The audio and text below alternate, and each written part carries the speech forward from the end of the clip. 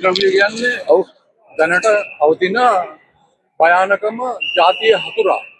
MBC nuclear biological chemical weapon එකකින් සීමිත හානියක් විතරයි කරන්න පුළුවන්. මත්ද්‍රව්‍ය වලින් ජාතියක් විනාශ කරන්න පුළුවන්. ජාතියේ ශක්තිය, ජවය සහ ඊළඟ පරම්පරාවක් ඇති කිරීමේ හැකියාව විනාශ කිරීමේ මහ විශාල වින්හයියක් විනාශයක් තමයි මත්ද්‍රව්‍ය වලින් වෙන්නේ. ඉතින් මේක අපි මේ වගකීම අපි සියලු දෙනාම තේරුම් ගන්න ඕන. නීතියෙන් සහ දඬුවමින් පමණක් නෙවෙයි ඔවුන්ට අවබෝධ කරන්න ඕන තමන්ට කරගන්න විනාශය කුමක්ද? තමන්ගේ පවුලට කරගන්න විනාශය කුමක්ද?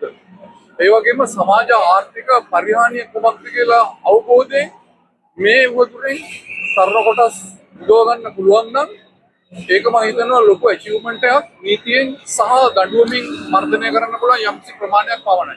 ඔව් අද අනුර කුමාර දිසානායක ජනාධිපතිතුමාගේ ප්‍රධානත්වයෙන් තමයි මේක පැවැත්වෙන්නේ.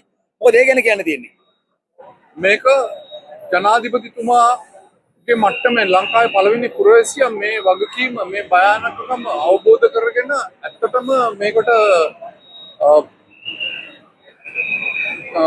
එකතු වෙලා තියෙන එක මාර්ගෝපදේශකත්වයේ නායකත්වය දෙන එක ඇත්තට අපි සන්තෝෂ වෙන්න ඕනේ.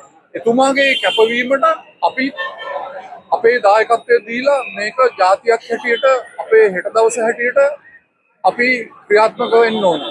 අපි මෙතනින් සීමා වෙන්නේ නැතුව මේක අපි යන අපේ ආයතන වලට සමාජයේ අපි යන සමාජ සංවිධාන වලට ගෙනිහිල්ලා මේ බැරෑරුම්කම සහ මේක මග බේරාගත හැකි ක්‍රමවේද ගැන අපි කතා කරන්න ඕන. විශේෂයෙන්ම මේ මත්ද්‍රව්‍ය වලට අහු වෙන්නේ පාතාලයට අහු වෙන්නේ හොඳ ශක්තිය ජවය තියෙන තරුණ කොටස්.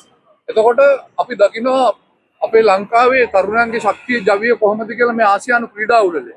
ඉතින් මේකේ අනිත් පැත්ත තමයි මත්ද්‍රව්‍ය වලින් වළක්ව ගන්න නම් මේ තරුණ කොටස් වලට උන්ගේ හැකියාව ශක්තිය ද්‍රව්‍ය පෙන්වන්න ක්‍රීඩාව වගේ ක්‍රියාකාරකම් දියුණු කරන්න ඕන රටේ.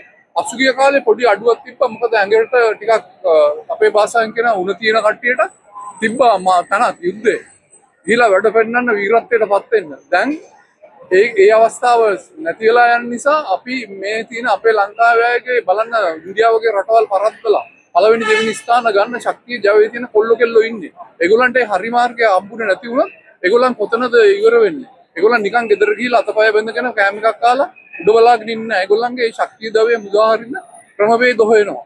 ඉතින් ඒක නිසා මම හිතනවා ජනාධිපතිතුමා ගත්ත පියවර, රජය ගත්ත පියවර එක්ක අපි දේශපාලන වෙනත් වාද භේද නැතුව එකතු වෙලා ජාතිය බේරගත යුතුයි කියලා. මම විශ්වාස කරනවා.